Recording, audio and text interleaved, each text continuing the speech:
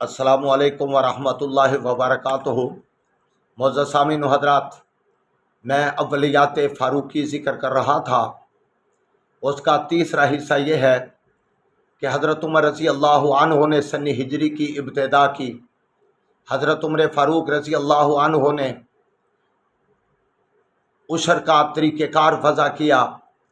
حضرت عمر فاروق رضی اللہ عنہ وہ ہیں جنہوں نے خراج کی وصولی کا طریقہ کار وضع کیا۔ حضرت عمر فاروق رضی اللہ عنہ وہ ہیں جنہوں نے مردم شماری کروائی۔ حضرت عمر رضی اللہ عنہ وہ ہیں جنہوں نے پولیس کا محکمہ یہ بنایا۔ حضرت عمر فاروق رضی اللہ عنہ وہ ہیں جنہوں نے یہ نظام، جیلوں کے نظام کی بنیاد رکھی۔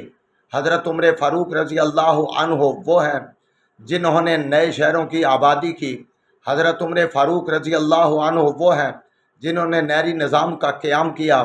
حضرت عمر فاروق رضی اللہ عنہ وہ ہیں جنہوں نے مسافر خانے تیار کروائے اور پھر مسافروں کے کھانے کا انتظام کیا۔